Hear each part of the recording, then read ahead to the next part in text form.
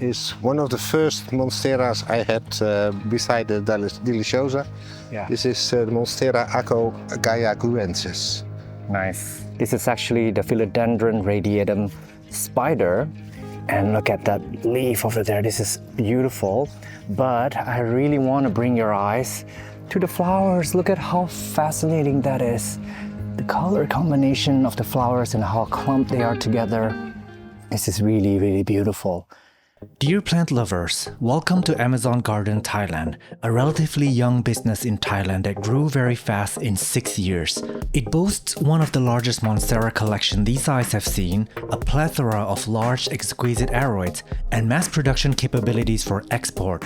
Founder Gijs shares the fascinating origin story for this nursery, the technology that runs this facility, and then we look at some cool plants at the end.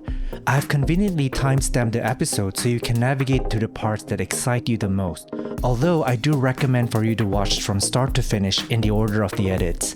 In case something here catches your eye, it is helpful to know that their products are on their website www.amazongardenthailand.com and they do ship internationally. Alright, let's begin.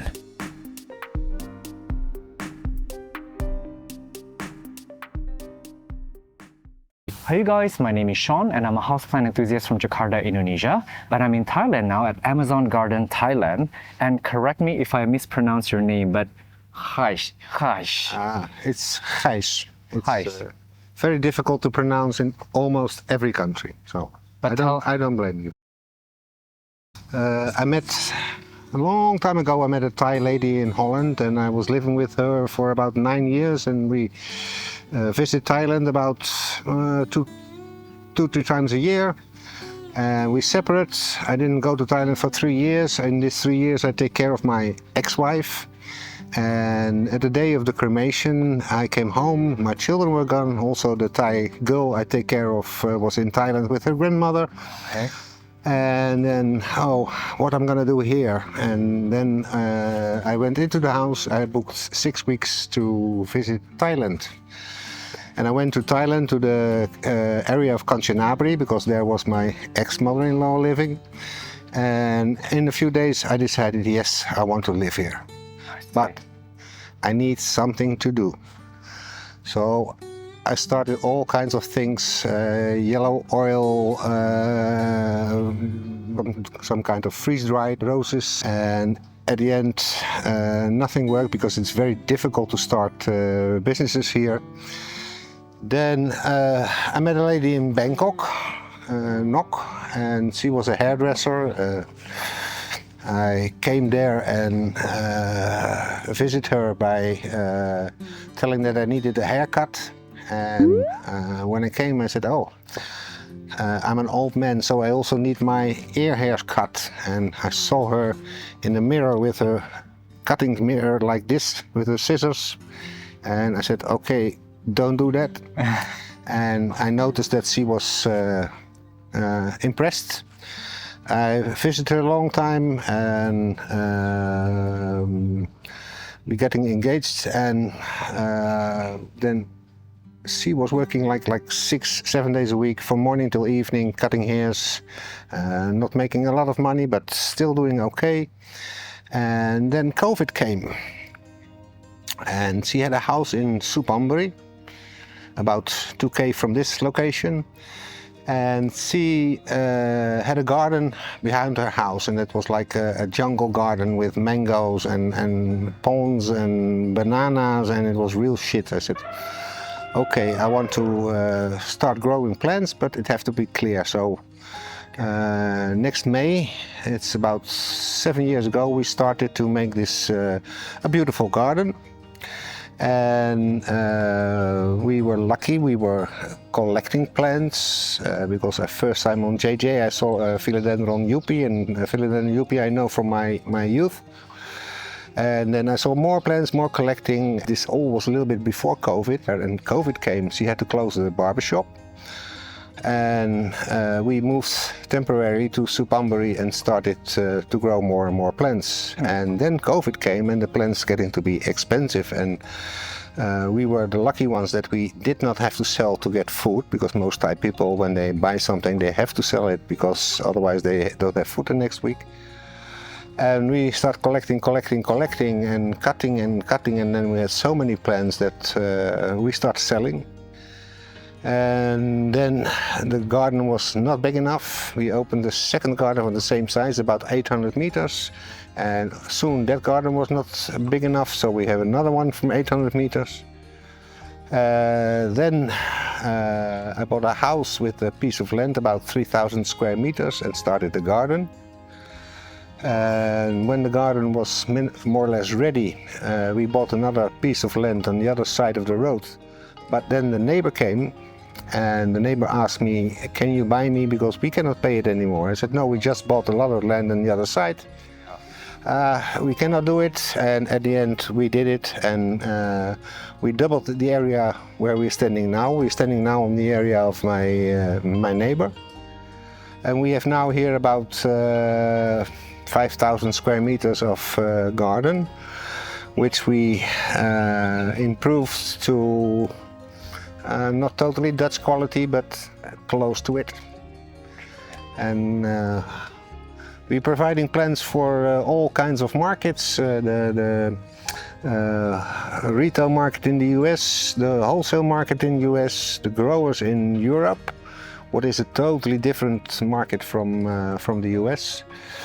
And we love to be busy with plants, propagating, making hybrids, looking for new mutations, always trying to find something new and see if it's work. And we love doing it. So instead of having something to do and make a little money, we are busy now 7 days a week, 24 hours a day. Before all this, were you, I mean, growing up in the Netherlands, were you exposed to... No, I was accountant in Holland, and Nok was a hairdresser here, and I think, but we both are quick learners. Grew up in the agriculture area in Holland, and I did went a little bit more than 1 year to an agriculture school. So yes, I like plants, but I was never involved of them with growing or propagating or doing anything. How many staff do you have here?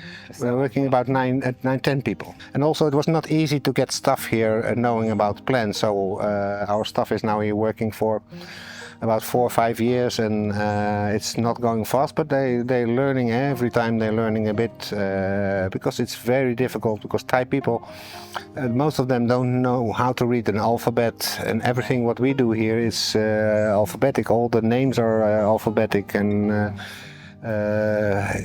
if you turn it around, if you see only Thai signs, you really don't know what it means. I see. About 10 people. Okay, yeah. Manageable. Now, quick question. So you started this out of like economical needs, right? You started the plants from like, oh, we could turn this into a business. But I've seen you talk about plants in a way that your eyes beam with glee. Has it turned into a passion for you? The first thing, I bought 100 Monsteras deliciosas, small ones, and I was thinking, okay, I will grow them and I will sell them when they're a little bit bigger for 100 baht, and I make 65 baht a plant, and I have something to do, and I have some money. But yeah, then I see how fast everything was growing, and it's way more fun. In Europe, when you have a plant, you have to wait till spring till opens a new leaf or a flower or whatever. You're not going to get, the plants are not getting mature because the circumstances are absolutely not ideal. And here it's almost ideal. Now this time it's too hot. We lost every year in this time we lost a lot of plants. That's why we have the misting system, the screenings, everything to keep a little control about the heat and the sunburn. Cool.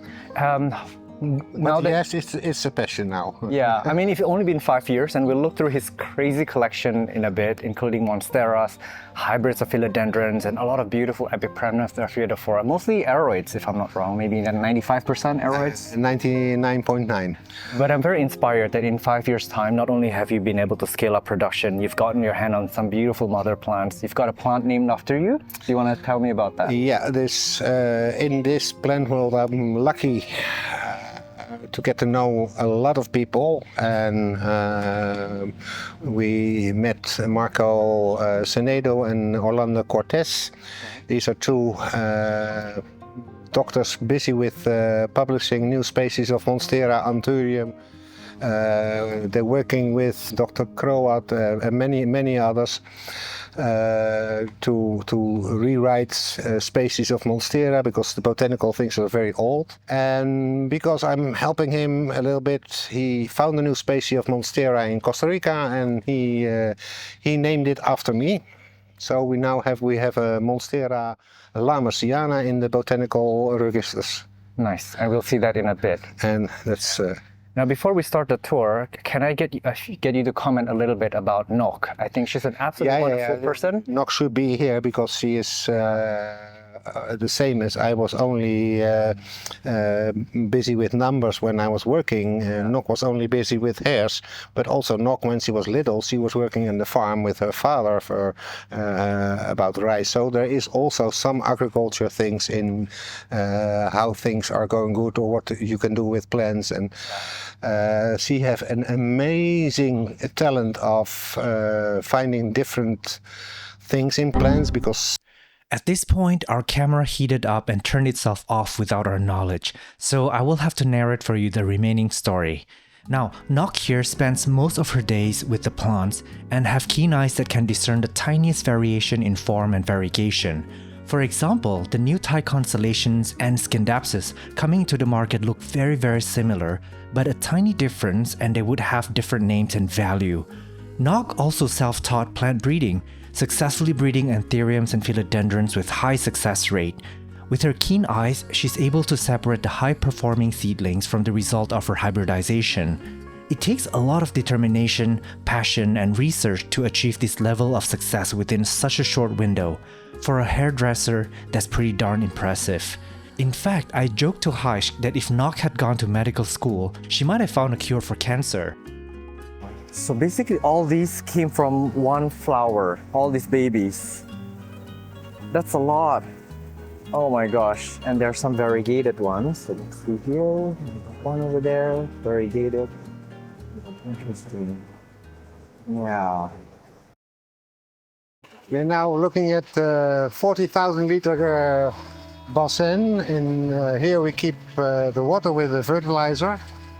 What will go every day to the tables, and when it's ready, it will return back to this recycled water. Yeah.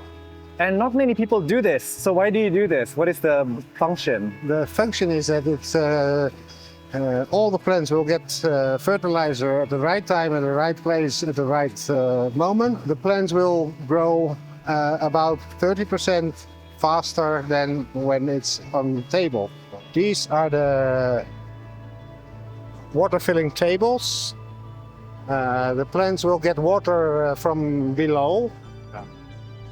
And because they get water from here, we don't want any rainwater come in. So the screens are totally cut off from the outside rain. Normally in Holland, it's totally closed areas. Yeah. But here the water can come, fall on the floor, but not on the plants.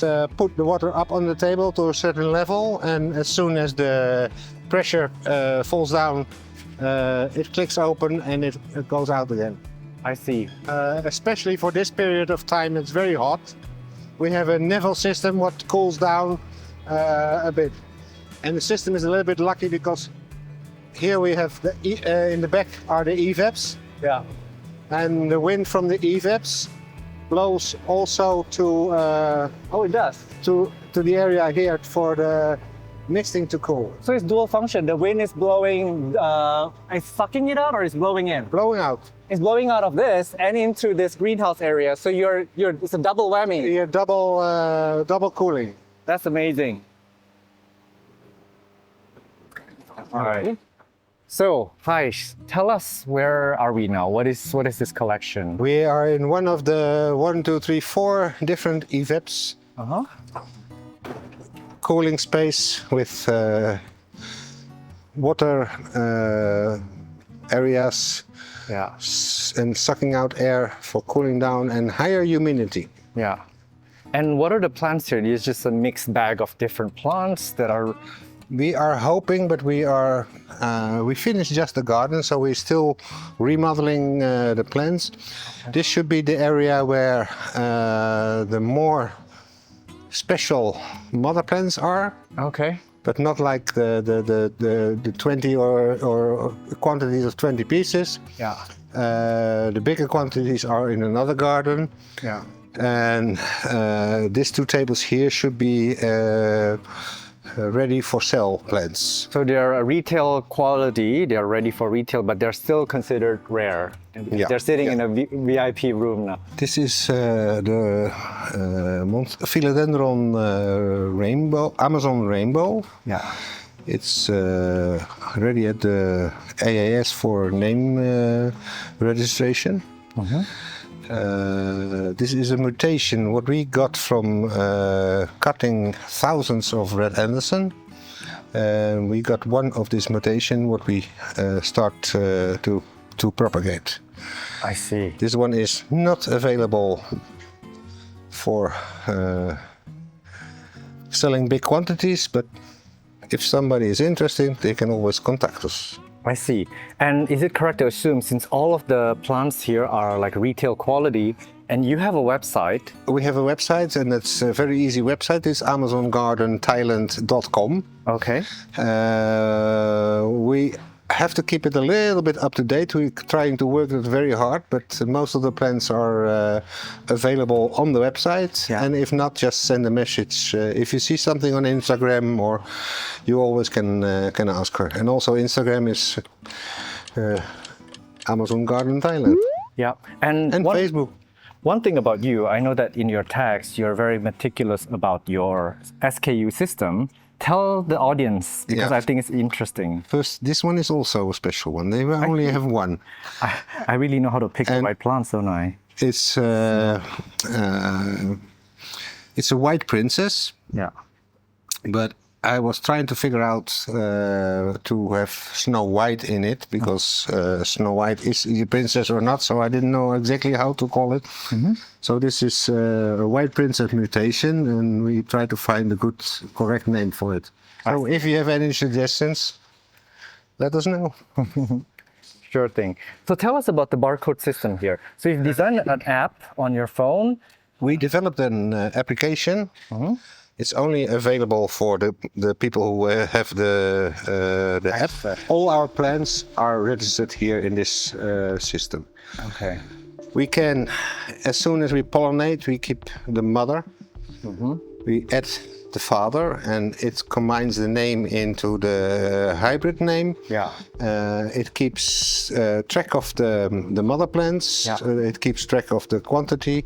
Yeah. And if we're gonna cut them, we're gonna make a picture of this one and we propagate. Yeah. And then we give this one as a mother, so we can keep track of everything what's going on. Yeah.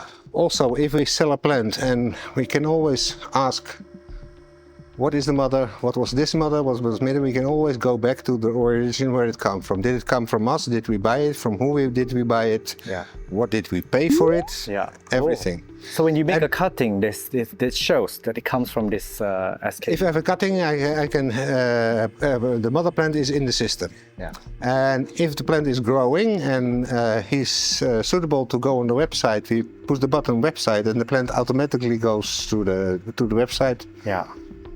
And it's the same thing. I heard it's connected to a printer with a barcode system. So if it's going to, like, let's say, a plant show. As soon as I open the system, I put printer, I can print text, I can print stickers, and just pick the quantity. I have 5 pieces, print. Do you want to print 5 labels? Yes.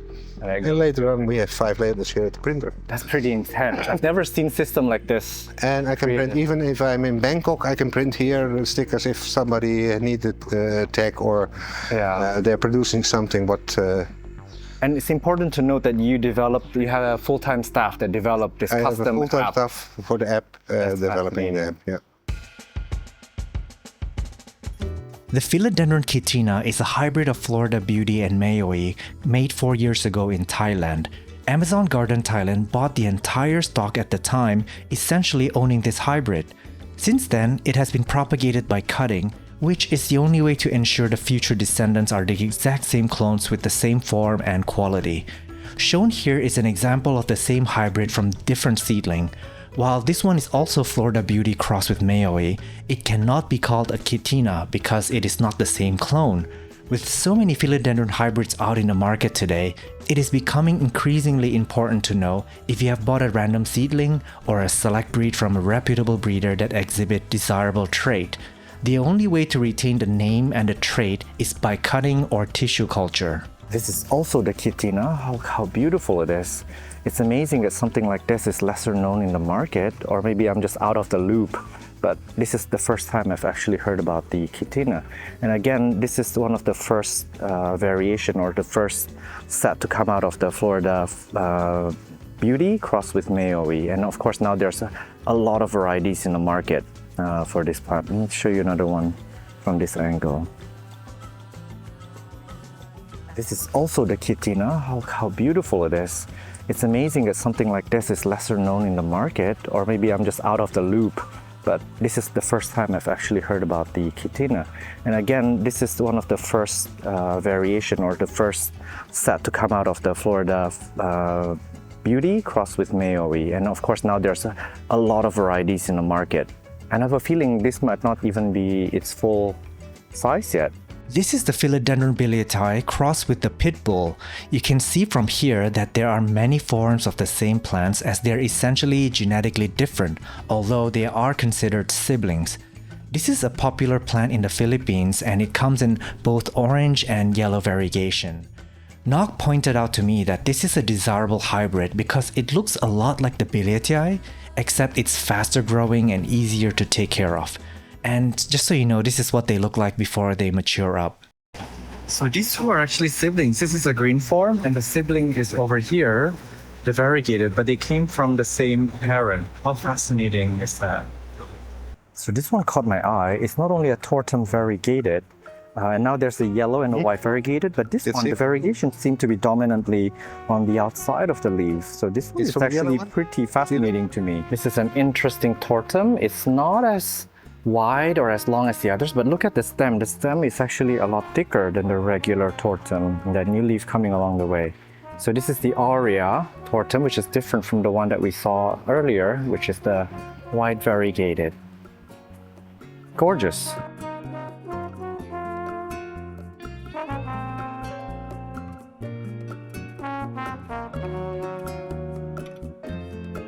This is the Philodendron warzawiskii, and it's actually a small one of it because it can get large. But next to it, I originally thought this was the warzawiskii, but I was then corrected. This is actually the Philodendron radiatum spider. And look at that leaf over there. This is beautiful. But I really want to bring your eyes to the flowers. Look at how fascinating that is. The color combination of the flowers and how clumped they are together. This is really, really beautiful. And if you look up above there, you can see some of the other leaves. So this plant has grown into full maturity. It's happy here. Let me come around. And over here, this is another warzawiskii. Again, side by side, they're very different. But the warzawiskii is one that I'm surprised not more people have taken up on. But radiatum can actually be gorgeous when you leave it up to maturity. This here is supposed to be the Philodendron red weak. It's interesting, it's definitely a hybrid. You can concur from the name, but also the shape. It's really, really lance shape or dagger shape. And also if you look at the leaf unfurling, it's pink. And to check the underside is beautiful like this. This is quite fascinating actually, an interesting hybrid. I'm gonna say maybe the Melodii could be one of the parent plants, but I'm really jumping to conclusions here. So you guys, in case you're curious, this is what a pregnant philodendron looks like. It's been hybridized with something. I don't know much about the morphology of the flower, but I guess Nook's done a good job with this. Guys, so if you look at this philodendron, it looks like, I don't know, just a regular species, right? But if you come around here, this one leaf is doing something funky. Look at that, this is so hilarious. Someone comment down below and let me know what this looks like to you.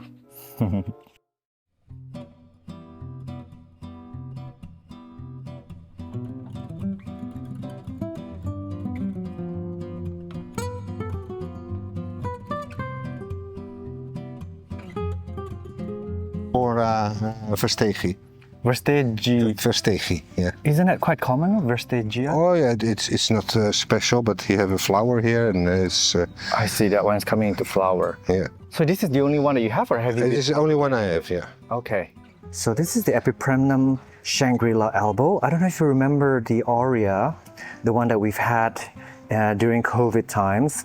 I mean, it was fascinating at first, but as I grew mine out, I got bored of it. But look at this white variegated one. This is so much more interesting than the Aurea. Look at the sculptural quality of this. So here in this table, you can see a lot of mother plants. I bet you've been collecting them from all over the place. Now, Nook has been busy, as you can see, they're flowering profusely. Tell us, what is your plan with the anthuriums? Before we had a plan of being the original species, but now we're trying to make as many crazy hybrids as we can make. So these People like variegation. Nook is very busy with to get darker ones, to get longer leaves, to get everything combination. I see. Now, I know this is a difficult question for you, but what is your, or what would you say is your favorite characteristic for the anthuriums? Do you like the variegated, do you like the dark leaves? I don't like anthuriums at all. Okay, you're a Monstera person. Yeah, but there are some what I like. Yeah. For example, this one for me, it's like a forgetii? no, it's red spider. Red spider, okay. This is a special clone, and if you see the heart and the light how it's coming through, it's amazingly. And this one is a very special one. Our friend Kida was showing this on his channel last week and said that he didn't have any flowers. Yeah. And we have only about 4 and seeds on the way. Are these self-pollinated, do you know? Or they're pollinated with all the types of. It's written in Thai, so I cannot explain which one it is. But I was. Oi, this is. It really is quite fascinating. You are collecting. This is ready.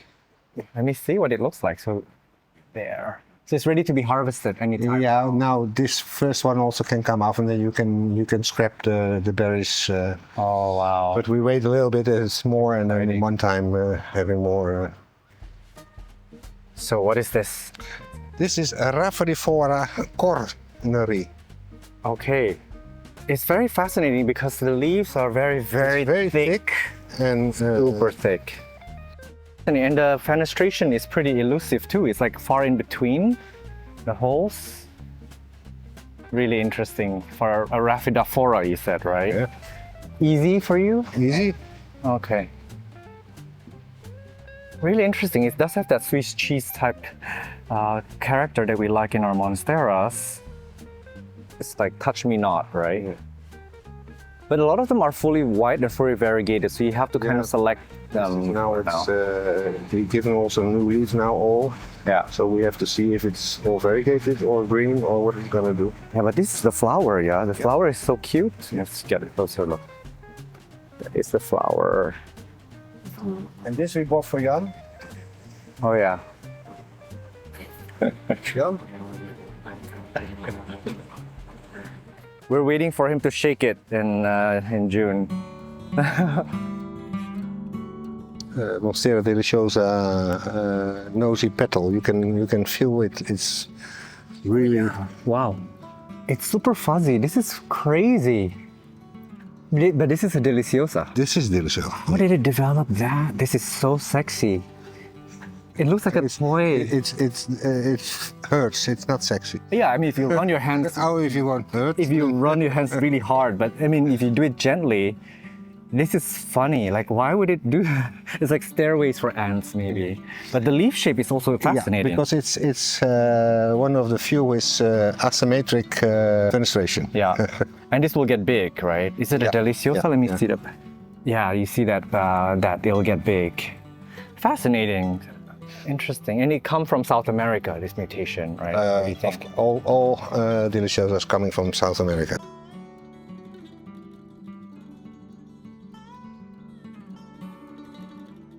Monstera acuminata. Acuminata. It's underneath. We have the beautiful Monstera croati. I see. This is a little bit different from the one you brought to the show. This is a little bit bigger. Okay. This is beautiful. And you have these in stock, yeah, the Croatia. And we have this in stock. Awesome. So if you guys are interested in the Croatia, the smaller one, I guess you guys have, because the smaller, they look beautiful actually with the little fenestration in the middle of the leaf, but it will mature into this. And of course, you said up above here, the name is just now Monstera acuminata. acuminata. This is actually quite common, right, for people who are gardeners and such. Yeah, it's not a real rare one, Yeah. But beautiful. I mean, but they have beautiful leaves. yeah. So tell me a little bit while we are here. Tell me a bit about your fascination with Monsteras. Like, what do you like about them? What I like about Monstera is that they are totally different from the moment that they are growing small. They change in mostly in they have a juvenile form, then they have a mid form, and then they have the mature form. I see. Not all of them, and many species of Monstera have clones from every area that they have a little bit different. There are, I think, about what I know, about 10-15 different types of Monstera dissecta. As I say before, that dissecta have many types, and this is one of the types of dissecta. I see. We had flowers before, Okay. and the flower was comparative to the dissecta. This is the point also now that we are trying to get flowers to all the Monsteras to identify the correct spacing. And there are a lot of people now busy to get clear in Monstera groups, because Philodendrons are, I think, around 400 or 500 pieces described by botanicals. Yeah. And I think with Monstera now it's about 80 or something what species are described. Okay. Tell me about this. And this is the famous Monstera lamersiana. Okay. This plant is described in 2024 by Marco Senedo and Orlando Cortés, I see. and has the beautiful name of Monstera lamersiana, renamed after me. Of course. Is this widely in cultivation now, as far as you know, or is No, this no, still? it's as I know, because also the area where this is found is a very small area, and it's also owned by private people, so it's not easy to get in this area.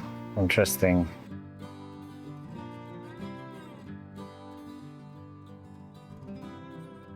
Juvenile shape Uh-huh.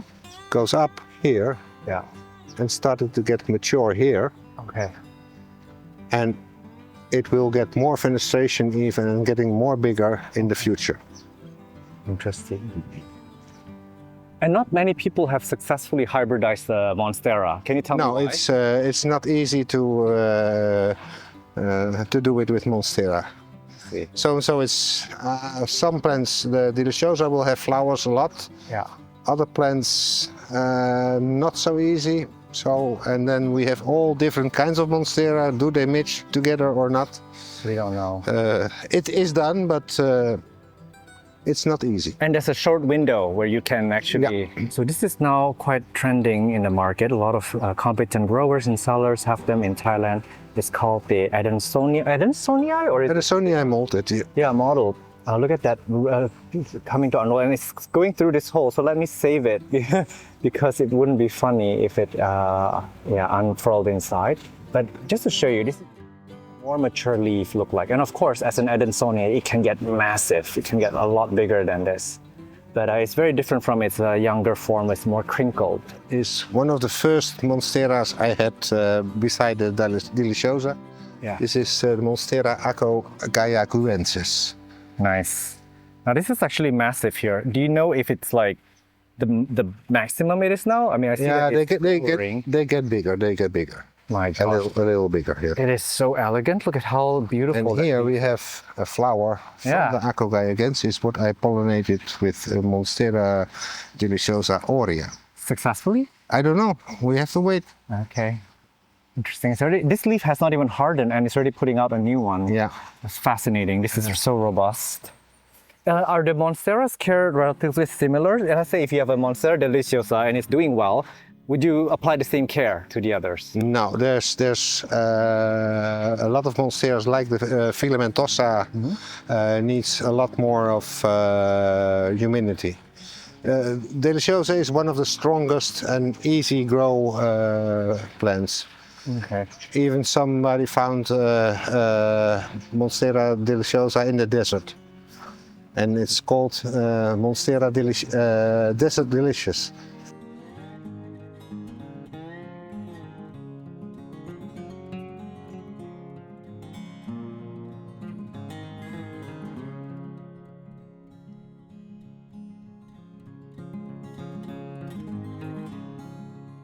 Monstera takanensis.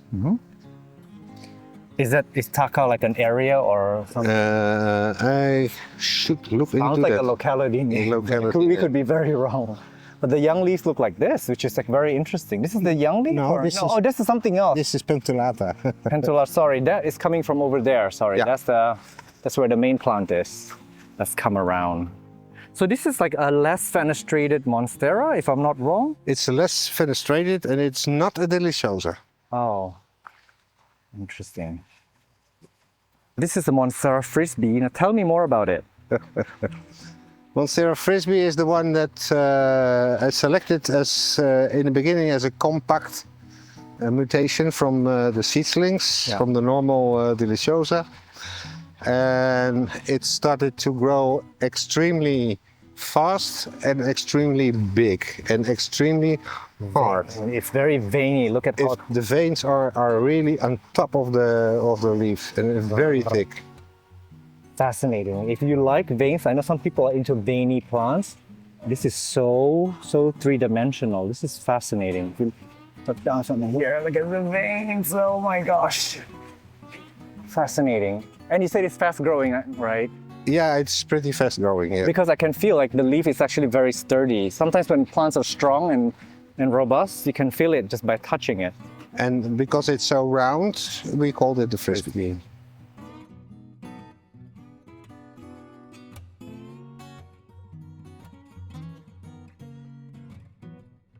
There is some discussion, they described it again as Monstera uniale. Okay. And before it was called Spruciana. And spruce, And yeah. now, according to Croat, it's cinnamon, so you can use both names. Very interesting. It actually looks a lot like a palm or something. Fascinating. And so you guys will never guess what this is, but this is actually the mature form of the Monstera dubia. And actually, they can get even bigger and messier than this. I've seen this like grown up to the roof of a house, and it's actually very beautiful when you let it mature. It's got a bluish tinge to it. Very different from its juvenile form. So this is actually a Monstera deliciosa. It's called Amazon aurea. So this will grow big into a deliciosa, but what's fascinating is that if you look at the new leaf, it comes out like white or minty, and it becomes this beautiful like cream, light green color, and eventually it will fade into like a light green color. So this is like a light colored Monstera with interesting emergent leaf. I think fascinating, especially if you think about using this in landscape or interior scape. Thank you so much for watching this all the way to the very end. I thoroughly enjoyed getting to know Gijs and Nok. Their immense dedication and passion shows through in their final product. This is one of the most well-kept nursery I've visited in Thailand. Their origin story also touched me deeply. I hope you're inspired to chase your dreams, find the thing that you love to do the most, and do it. For any business inquiries, you can reach out Amazon Garden Thailand on Instagram, Facebook, or their website with the same name. On your way out, I ask that you tap that like button and comment something nice down below. This is to let YouTube know to push the videos to other plant lovers like yourself. Should you decide to contribute financially to my mission to make this world greener, for as small as a cup of coffee a month, I'm on Patreon at patreon.com/Sean from OnlyPlants, or you may join as a YouTube member simply by clicking on the join button next to my channel name.